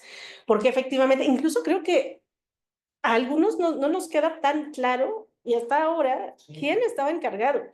Como que la patrulla mexicana, en algunas ocasiones, pues ya no parece ser gobernación, es el ejército. Sí. Entonces es como, pero cuando interviene el ejército, y ya no es solamente gobernación, no queda muy claro. No hay como, no pude, no pude ver en los archivos como las órdenes ejecutivas o de gobernación para que el ejército Intervenga. No, eso no lo he visto como claramente, solamente que vemos en periódicos. Normalmente es a través de los periódicos, que de hecho señalan que tal ¿cómo se llama? No sé, pues como tal grupo del ejército está Las zonas militares. las ¿no? zonas militares, ¿no? Tal persona de tal zona militar está supervisando los trenes para repatriar. Entonces ahora sí los ves intervenir, pero no hay no parece como algo sistemático o no parece haber como instrucciones tan claras, ¿no? Al respecto. Pero sí, a lo mejor, sí, podría resultar útil. Algo que, perdón, una Sí. cosa que me parece muy interesante hablando del problema de los archivos, es que a pesar de que hay conflicto y eso nos queda, o sea, hay momentos de tensión, no pareciera que las agencias, ya sea gobernación, los cónsules, estén posicionando el tema para bajar recursos. O sea, el argumento de Pablo creo que se puede, o sea, Pablo en el libro de los otros habla del servicio migratorio, sobre todo después de la ley de 1926, pero ya no se va a la ley del 47, que creo que es la que está aplicando, Sí. y hay una reorganización. Suponemos que ese argumento se extiende para la década de los 50, no hay recursos, pero a mí lo que me llama la atención es que no haya ninguna instancia, ni el ejército que están participando, ni Segov, ni Relaciones Exteriores, magnificando o haciendo grande este tema para bajar recursos. Uh-huh. O sea, lo cual nos dice un poco también de hasta qué punto les interesa, es de interés nacional o de interés de una agencia el tema para seguir. Me parece interesante como otro de los silencios que hay en los archivos. Sí, no, hay varios silencios en los archivos. Sí. Incluso yo, y aquí pues lanzo la pregunta a Adam, no sé si lo ha visto en los archivos, pero una vez que se deportan, por ejemplo, se deportan por barco de Puerto Isabel a Veracruz, ¿y qué? Ajá. ¿Qué pasa después en Veracruz? Yo no lo he encontrado, la verdad no lo he encontrado. He visto que los amenazan con encarcelarlos también, pero no sé si hay un transporte organizado porque no todos venían de Veracruz. Entonces, ¿a dónde van después? Eso todavía no sabemos. Estos transportes, como que sabemos que van a algún punto, pero después hay silencios y no parece ni siquiera una operación coordinada o realmente muy bien elaborada. Sí, Yo encontré unas cosas sobre este ¿sí? tema y como incluí pues unos pocos, no sé, pocas frases o párrafos en mi libro. Dependía mucho como en los recursos que tenían los migrantes, como al llegar. Mm, Como unos como podían beneficiar de un como boleto del tren o camión sobre todo. Am, Compañías privadas, creo, Estrella de mm, Oro o otros como que transportaban de Veracruz al centro de pues, al DF y luego de ahí sí, a sus destinos. Pero tienes razón, como no sabemos mucho de esa historia, y sí mandaban unos a la cárcel allá. Yo creo que los archivos locales allá en Veracruz a lo mejor sí tienen información. mm, Y deben tener más allá en el AGN también, aunque yo no encontré. Otra persona trabajando esto que mencioné es Laura Gutiérrez. Yo creo que ella ha sí, encontrado más cosas del lado mexicano, pero no sé todavía si ha publicado mucho. Un artículo tal vez, pero todavía no su libro. sí. Tengo unas otras preguntas, pero quiero reconocer también que Federico López tiene una pregunta en el chat. Pero, perdona, Sí. que hay una mano antes. Sí, lo vamos a ver en ese orden. Daniela le da la palabra Sí. aquí y luego Abraham, pasamos al chat. el chat y regresamos contigo, Adam, por favor. Sí, Abraham. Yo tenía una duda ahorita que, bueno, muchas dudas de hecho ahorita que comentan esto, pero algo que se me hizo curioso fue cuando mencionaron justamente esta parte de las rutas migratorias que suelen ser muy transitadas, pero o sea, a pesar de que se conoce, bueno, que son muy transitadas, ¿no? Pues está todo este problema de un alto, digamos, flujo, pues a fin de cuentas no se actúa ni de un lado ni del otro, ¿no? Para detener, o tal vez se actúa de una manera muy, ¿cómo llamarlo? Que no da buenos resultados, digámoslo así. Entonces, quería, bueno, ¿cómo llamarlo? O sea, quería saber si hay alguna especie de, ¿cómo llamarlo? Mm, como de patrón en ese lado, ¿no? Porque, por ejemplo, pueden poner, no sé, patrulla fronteriza, ejército, no sé, pero a fin de cuentas eso no brinda el resultado que se espera, porque a fin de cuentas sigue habiendo un alto flujo de pues, ¿cómo llamarlo? Pues sí, de indocumentados, ¿no? Y también es estas cuestiones de los tipos de rutas que siguen los migrantes, porque algo que nos menciona la maestra Gleiser es que a veces no todas las migraciones son de punto A a punto B, ¿no? Sino que van de aquí a allá y van pues, por varios lados. Entonces también quería saber si esa idea como de estas rutas que suelen ser como digamos, muy transitadas o poco transitadas o poco conocidas, o sea, tanto en el espacio geográfico, porque o sea, se tiene que conocer el espacio para poder actuar en el espacio. Y también, pues también esta parte de ¿cómo llamarlo? ¿Qué tanto tiene que ver como esta parte, ¿no? O sea, como tanto la parte espacial, geográfica, la parte, pues no sé si llamarlo inclusive como legal, ¿no? Pues pues en estas cuestiones es que no tengo otra manera como de explicarlo, porque o sea, si es, o sea, por un lado son como la parte que lo intenta explicar de manera cuantitativa de cuántos entran, cuántos no, y por otra parte es la parte, explicar eso, esa parte, como lo he contado, esa parte cuantitativa, cómo se inserta en ese fenómeno, pues a nivel cultural, a nivel social, a nivel político, fue algo que me llamó mucho la atención. Yo quería saber un poco de eso. Muy bien, Abraham, muchas gracias por tu pregunta. Entonces, ahora sí, la pregunta que está en el En la chat. pregunta del chat, gracias Daniela, de Federico López Vírgenes, ¿cuál es la categoría laboral que tenían los braceros contratados frente a la legislación laboral estadounidense del periodo que estudias, Catherine? Okay. Entonces, esa sería la Sí. segunda, ¿Respondo? ¿O? lo que tú quieras. Sí, bueno, puedo responder. La segunda, bueno, la categoría laboral, los braceros eran contratados legalmente, entonces eran trabajadores que gozaban de las garantías mínimas, y no solamente mínimas, pero de las garantías negociadas por los convenios bilaterales, entonces tenían seguros médicos, pues dependiendo, en algún momento eran compañías de seguro privadas contratadas por el gobierno de México y luego el IMSS, creo que es a partir de 58 el IMSS que entra. Entonces, pues los trabajadores allá, los mexicanos, sí son los braceros, son trabajadores agrícolas legalmente contratados. Los indocumentados, pues no tan así. Fue como justo el problema. El problema de los braceros, pues es que pues no eran braceros juntos, eran trabajadores indocumentados, entonces sin garantías legales en Estados Unidos, y eso era una cuestión que el gobierno de México insistía mucho, ¿no? Que si te vas sin documentos, pues te arriesgas, ¿no? A la explotación finalmente, ¿no? Y no vas a recibir apoyo consular, pues simplemente te vamos a repatriar, ¿no? Eso era la cuestión.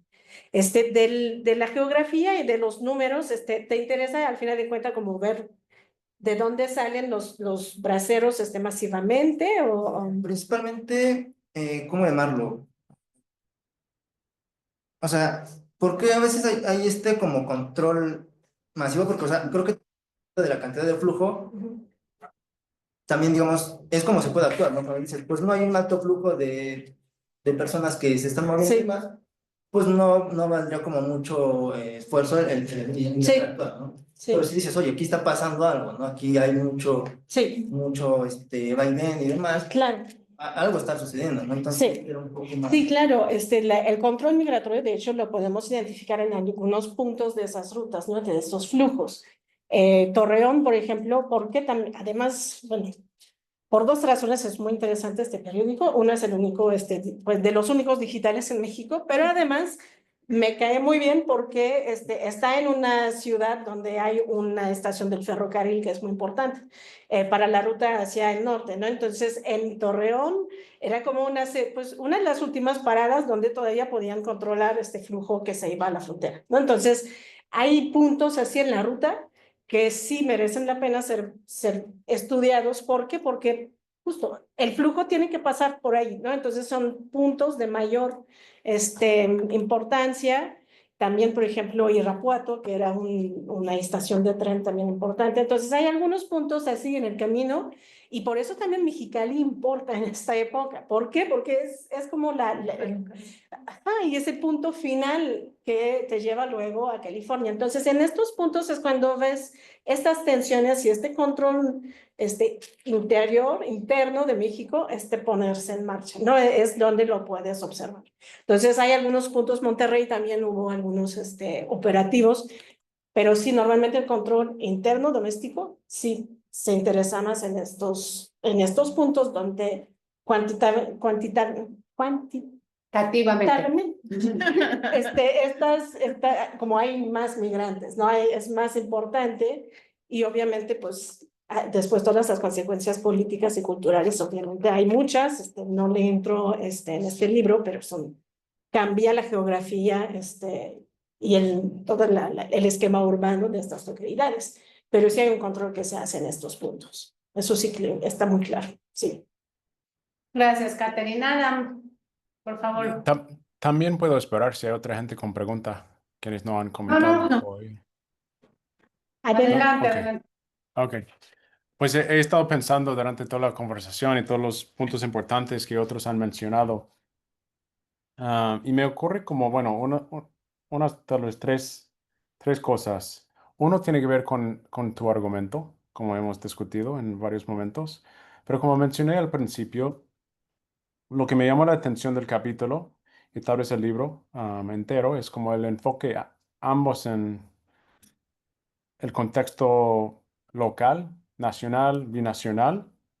Am, y esto todo tiene que ver para entender la política migratoria en México y por qué y cuándo intervienen o por qué y cuándo, como tú muestras, hay un momento en lo que el gobierno de repente como les importa negociar o les importa hacer algo.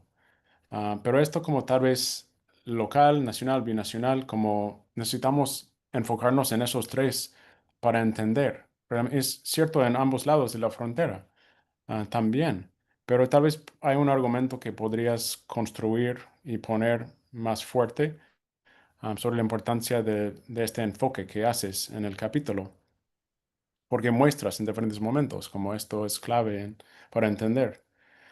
Una un segundo punto relacionado con el comentario muy bueno que Daniela hizo, del hecho que pues despreciaban los migrantes, los que iban. Hay una tensión entre este hecho, que sí es cierto a través de la historia, y también el hecho que dependían más y más en la migración y en los migrantes, ¿no? Para mandar remesas y en otras cosas. Entonces, por un lado desprecian, por otro lado dependen de los migrantes, y hay algo interesante allá que tal vez podrías explorar en algún momento, pero esto me parece clave. Y luego, para volver al título del libro, estaba pensando, am, no me parece. No sé, tal vez no tienes que cambiar tanto. La palabra del título no sé si me convence, es contención. Ok, Y tal vez tiene que ver con el hecho que yo no estoy convencido que realmente quieren contener la migración. Tal vez en vez de contención, el título para los que no lo tienen ahí a la mano es El problema de los braceros, entre comillas, estrategias mexicanas de contención de la inmigración indocumentada entre 53 ahora y 64. No sé si navegar o navegación, estrategias mexicanas de navegar la inmigración indocumentada o manejar o algo así, como podría ser mejor, porque no estoy tan convencido de que querían contenerlo, pero sí querían como usarlo o navegar cómo hacerlo. Y esto me lleva al último punto que quería hacer. No es para decir, como mencionamos, que debes cambiar todo ese libro, pero lo que me llama la atención es que tú podrías escribir otro libro sobre ese mismo tema, con el mismo título, que se enfoca en los migrantes, no en la alta política, sino en la historia social. El problema de los braceros, no, el doble sentido de esto. El problema de sí. los braceros, no solo entre los dos gobiernos, sino ellos mismos, los migrantes, ¿no? Estrategias mexicanas de navegar la inmigración indocumentada. ¿No? Esto podría ser como parte 2, tal vez, si te interesa seguir, pero desde otra perspectiva. Y Sí, podría tener el mismo título, como parte uno y parte 2. sí. Gracias, Adam. Hay Ay, otra mano. Y luego yo. ¿Quién? Estefanía. Adelante. Estefanía. Hola, Sí. buenas tardes. Primero que nada, Hola. saludar y igual sumarme a las felicitaciones del capítulo, muy interesante. Creo que mi comentario o mi pregunta también va en función del último comentario que se hizo. Creo que es muy interesante poder ahondar un poquito más en qué es eso del problema bracero. O sea, como no dar por hecho tal cual como qué es eso, porque, bueno, justamente tiene muchísimos significados tomando en cuenta los distintos niveles y geografías desde lo que se ve, pero que es un problema que, pues, bueno, por un lado, está en contraposición con esta relación con Estados Unidos, ¿no? De ahí los momentos en los cuales se pone más atención o no, ¿no? También por otro lado está esta cuestión de, bueno, finalmente pareciera ser que para el gobierno federal de México, pues este problema no es tanto un problema porque hay remesas que bien se menciona, están llegando y que pues están comenzando a constituir una parte importante de la economía. Pero por otro lado, yo lo he checado en varios, pues muchos, principalmente periódicos editoriales, como este problema bracero se lee mucho en clave de mano de obra. Esta mano de obra que se va y esta sangría que todo el tiempo se está hablando pues que está dejando a México como sin su mano de obra, que creo que ahí pues hay que problematizar mucho, pero en muchos, pues prensa, etcétera, pues incluso se habla de cómo quienes se van indocumentadamente, pues son los que no se deberían ir de migrantes, ¿no? Se habla, por ejemplo, de estudiantes, de trabajadores industriales, o sea, como de estas personas o sectores sociales en los que el régimen ya invirtió sus recursos y entonces aún así se van, ¿no? Quién sabe si realmente ellos sean como el flujo mayor de personas, más bien, yo creo que no, pero se está poniendo ojo en esto, ¿no? Entonces también como leer esta gestión migratoria como hacia adentro de México, ¿no? Así como está respondiendo como a las demandas que se hacen desde Estados Unidos de cerrar la frontera o impedir el flujo migratorio, también como a quienes está intentando responder desde la visibilidad que se le está dando en los medios en ciertos momentos, ¿no? Y ahí otra vez, bueno, a mí se me hizo muy interesante esta idea de no solo periodización del estudio, sino de las temporalidades de la gestión migratoria, en qué momento se está poniendo atención a esto. Una son las negociaciones, pero creo que, bueno, en el texto se menciona y también se ha mencionado aquí, de estos ciclos agrícolas, ¿no? De contratación, de misma deportación o retorno de las propias personas que están siendo contratadas como braceros, y que creo que está muy en tensión ahí sobre en qué momento o no se está poniendo atención a estas prácticas de control migratorio, y también poner un poco en duda si solo en estos momentos se está poniendo atención, ¿no? Porque las fuentes creo que son muy interesantes porque la mayor fuente es la prensa, ¿no? Una de las mayores. Entonces la prensa está poniendo atención en estos momentos, pero tal vez dejar un poco abierto que no solo son en estos momentos, ¿no? Sino que seguramente también en otros momentos que no son como estos coyunturales, pues también se está poniendo atención. Y bueno, solo eso, pero muchas gracias. Muchas gracias, Estefanía. Y yo quería volver a decir un par de cositas. Yo no dije que me gustó mucho el texto, pero por supuesto me gustó mucho y me pareció muy sugerente, muy interesante y me despertó un montón de cosas, así que te lo agradezco mucho. Me encantó leerte. Yo tengo dos preguntas y un comentario. La pregunta es, o sea, en el momento que Estados Unidos, que México dice, bueno, que pasen todos, ¿no? O sea, ya no vamos a controlar que pasen todos. Y bueno, y todos pasan. ¿Cómo regulaba México? O sea, ¿cómo era el control del Servicio Migratorio Mexicano para que algunos no pasen? O sea, ¿qué hacía puntualmente? Perdón. Esa sería una de mis preguntas.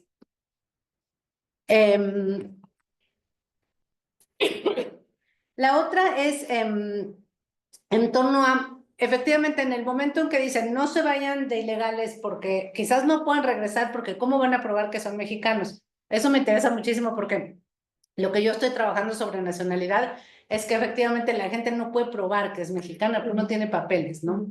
Entonces, mi pregunta es si te has encontrado algo sobre el tema, incluso antes de gente que está regresando y que tiene que comprobar, o si no hay. Yo traté de buscar en los estudios que se hicieron sobre las deportaciones después de 1929, pero no encuentro mucho. O sea, ¿cómo comprueban que son mexicanos? Porque ya son dobles nacionales, no muchos. O sea, son mexicanos, pero muchos ya nacieron del otro lado, o sus hijos. Entonces, no sé si te has encontrado algo sobre eso. Y el comentario que no te va a gustar mío es que yo no estoy segura si metodológicamente es una buena decisión separar lo reactivo de lo propositivo en cuanto a las... ¿Del libro? Las Ajá. partes del libro? Sí, en todo el libro. Okay. O sea, hacer un libro sobre lo reactivo y hacer otro libro sobre lo propositivo, porque creo que son dos caras de la misma moneda. Y creo que entonces vas a dar, alguien que no sabe que vas a escribir otro libro sobre lo propositivo, se va a quedar con la idea de que el gobierno mexicano solo reaccionaba reactivamente, ¿no? Y que no había propuestas, no había iniciativas, no había... Entonces, yo lo pensaría mucho, y si decides que ya no te dan las fuerzas, porque si a mí me hacen un comentario así sobre mi libro, yo me tiro por el balcón. Si tú dices no, entonces por lo menos dejarlo señalado. Sí. O sea, avisarle al lector y avisarle más de una vez. Solo estoy viendo esto, no estoy viendo esta otra parte que también hubo, pero que en este momento no voy a analizar. Sí.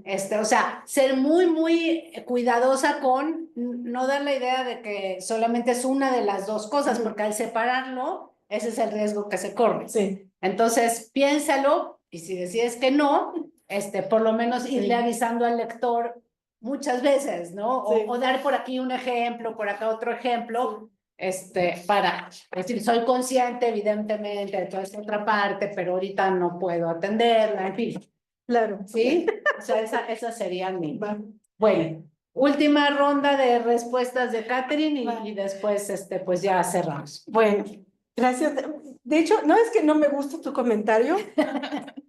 Al inicio era el proyecto. Al inicio era así. Ya tengo, pues me falta todavía un capítulo y medio y con eso voy a estar a como 300 páginas. Entonces creo que con eso ya tengo que cerrar. Y además, ni siquiera sé a dónde lo voy a publicar porque no hay prensas en el CIDE. Entonces, Qué horror. no voy a hacer 2 libros, creo que mejor esta estrategia de artículos a este punto porque no hay a dónde publicar. Entonces, también si tienen sugerencias de a dónde publicar, pues estamos en un cuello de botella en el CIDE. Pues aquí. Habría que pensar. Pues vamos a lo mejor cuando tengo el manuscrito completo. Pero sí, no, me hubiera encantado eso, pero sí es que las estrategias que estoy pensando como de desarrollo en sí mismas van a ocupar, creo, mucho. Como este proyecto de la Marchamar, que es solamente uno de tantos, ya pues se va a publicar finalmente en una revista, pero ya es como que es incompleto el artículo que publicó y ya es como 30 cuartillas. Entonces, solamente con un proyecto así, Entonces, creo que, pero o sea, a lo mejor anunciar al lector que no fue solamente coerción, no fue solamente reacción, hubo también algunas propuestas, pero sí. A ver, voy a ir de nuevo al revés. Los documentos para comprobar identidad no lo he visto. De hecho, creo que eso se quedó más en una cosa de amenaza. No creo que, pues en los archivos del gobierno no he encontrado gente que regresa y que el gobierno como no encontré informes donde no se puede comprobar la nacionalidad de la persona que ha salido. Por lo menos en relaciones exteriores eso no hay. En los archivos de gobernación de presidentes tampoco he visto en el caso de braceros o de indocumentados. Entonces, no sé si simplemente lo mantuvieron así en amenaza. Yo tengo para los 20. Ajá, No, que cuando tratan de regresar le dice, ¿qué cree? Usted ya no es mexicano. ajá. O sea, ahí sí lo Probablemente tengo, que pero- pasó, supongo, pero no pero lo pude después ya no. rastrear. No lo pude rastrear. Ok. ¿Y cuál era la otra pregunta? Y la otra es cómo los detenían. Los en Mexicali, pues de hecho parece haber sido una situación un poco caótica. Intervino la policía local, de hecho hubo también, porque hubo órdenes también del gobernador y del alcalde. No, perdón que te Eso. interrumpa, Ajá. pero no me refiero a No. este proceso, no. No, ok. O sea, lo que me refiero es, en el momento en que México como estrategia dice, ahí les van, que pasen todos los que Ok. quieran, tienen un problema en los Estados Unidos, Sí. ¿no? Porque, Sí. entonces, quiere decir que, o sea, que lo que hacía México para filtrar o para detener antes sí era efectivo. Sí, por lo menos cerraban las puertas y ponían unas brigadas en la frontera. O sea, en el ajá, puerto de eso, entrada. ¿cómo detenían? ¿Cerrando físicamente? Sí, sí. Pero no los escogían también en los centros de contratación, o sea, Sí. que tuvieran los papeles. Eso sí, pero una vez seleccionados en los centros de contratación, podían llevarlos a Estados Unidos. Eso Ajá. no era un problema. El problema era los indocumentados que realmente físicamente se presentaban en el puerto, en la frontera. Okay. Y entonces sí había como hay muchas entonces imágenes, de hecho, de ok. archivo, que es realmente una barricada, es una... ¿Eh? Es que, o sea, Sí. es muy interesante tu pregunta, Daniela, porque también nuestra visión actual de la frontera, pues es este muro fortificado con una tecnología que reconoce cambios de temperatura, mamífero de cuánto peso, pero la frontera de la que estamos hablando era un alambre, o sea, un alambre que literal brincabas y pues, si no hay patrulla en ese momento, vámonos. Ajá, o sea, entonces yo creo que justo por eso había como rutas que empezaron a ser de tránsito frecuente, porque pues hay transporte, hay un rancho, hay un enganchador, hay un empleador y por ahí, y pues hacemos como que no pasa, ¿no? Sí, sí. Y en este episodio del 54 es que también querían pasar por el puerto, el puerto fronterizo, por el puerto de entrada. Por la garita. Ajá, por la garita. ¿Por qué? Porque era un momento en que se legalizaban, como que había esta legalización de parte de Estados Unidos, como esta contratación unilateral. Entonces ya no solamente era la estrategia de pasar por rutas no vigiladas, querían pasar por el puerto de entrada oficial. Y entonces es donde México sí podía poner sus tropas. Y con respecto a estos documentos que les daban los gobernadores, que este compañero Ricardo nos platicaba, o sea, en algún momento sí podían decir esos papeles no se los aceptamos. Algo comentabas que que a veces no los aceptaban. Sí, de hecho, bueno, no es que no los aceptaban, es que primero tenías que obtener una carta de recomendación del alcalde, entonces la municipalidad del Palacio Municipal.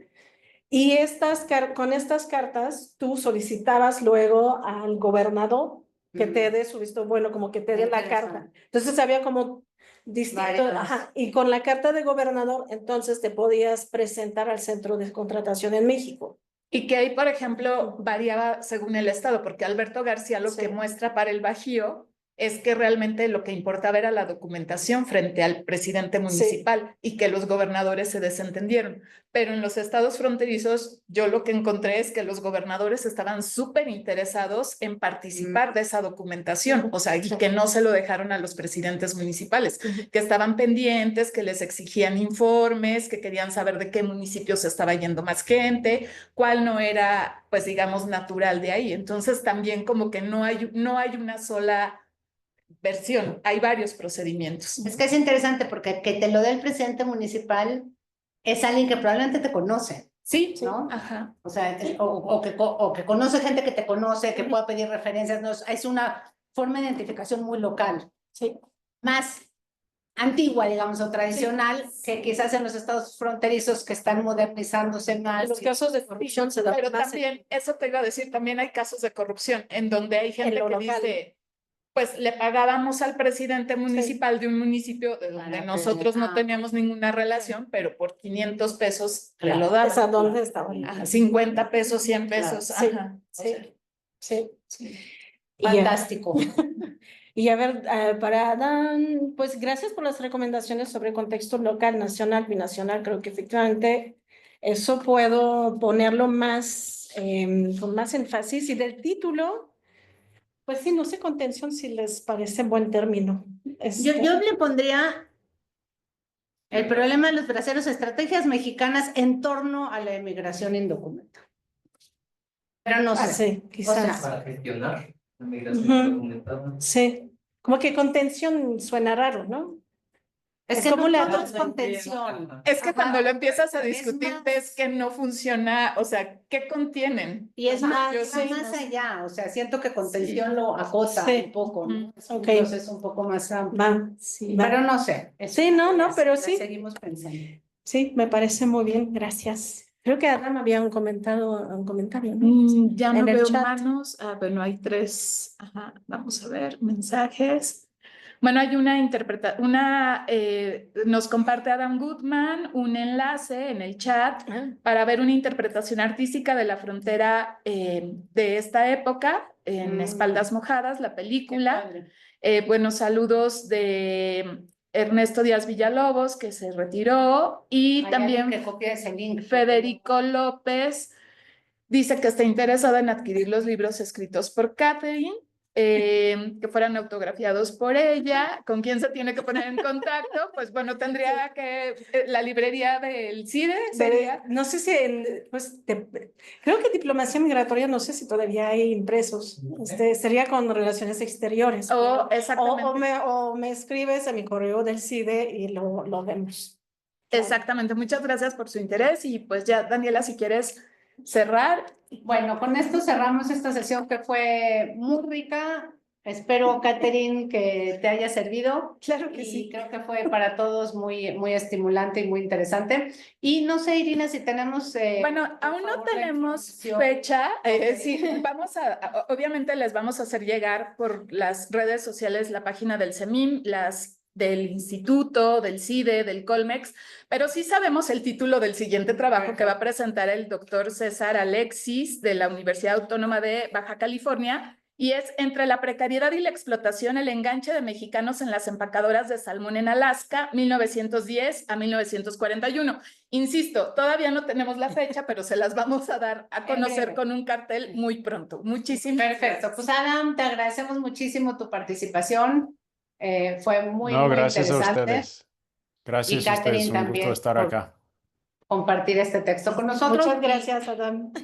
Nos veremos entonces en la próxima sesión, que en breve les compartiremos la fecha. Muchas gracias a todos. Gracias. Gracias.